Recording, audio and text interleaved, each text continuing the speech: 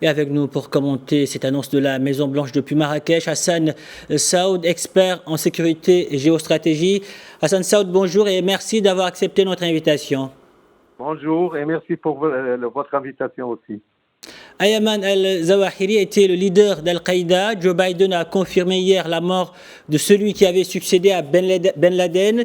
Il a été tué en Afghanistan dans une frappe de drone américaine.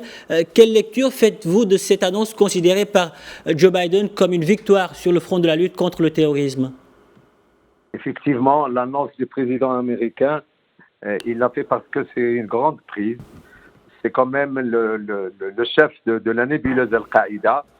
C'est son idéologue et c'est le concepteur de tous les attentats qui ont eu lieu depuis 1998 contre les ambassades américaines au Kenya et également en Tanzanie.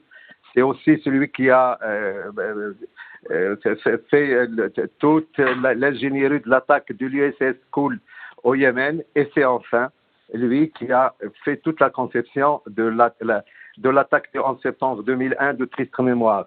Donc, c'est une attaque qui a été faite sur la base de track, sur la base évidemment de renseignements humains technologiques qui a permis de localiser avec précision au milieu d'un quartier résidentiel où se trouvent beaucoup d'ambassades occidentales.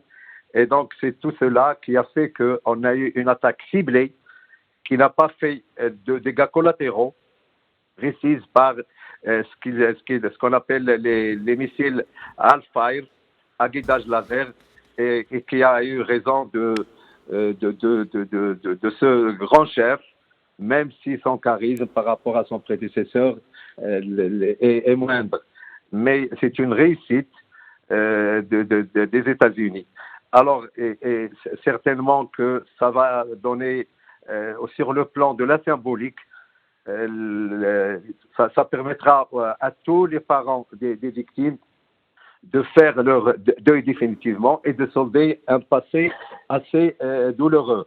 Ça permet aussi un bol d'oxygène au président américain dans les élections qui sont proches, les élections de mi-mandat. Mais surtout, je pense que le plus important, c'est que les talibans sont dans une position très inconfortable dans la mesure où, malgré qu'ils ont signé les accords de Doha en 2020, ils continuent à abriter le terrorisme et des dirigeants terroristes. C'est une mauvaise chose pour les actuels dirigeants de l'Afghanistan. D'accord. Aujourd'hui, quel impact peut avoir cette disparition sur l'organisation terroriste? Est-ce la fin d'Al-Qaïda ou faudra-t-il s'attendre à des représailles du groupe? Je ne pense pas, dans la mesure où celui-là même, qui vient d'être la cible des Américains, avait organisé une espèce d'autonomisation de la nébuleuse dans les différentes régions, que ce soit au Yémen, que ce soit en Afghanistan, mais surtout en Afrique. Et donc, je pense qu'on ne va pas, que sa mort, certainement, parce que c'est quand même un dirigeant, que ça va saper le moral des terroristes, mais je ne pense pas que ça puisse influencer sur l'organisation et sur ses plans d'action, notamment en Afrique.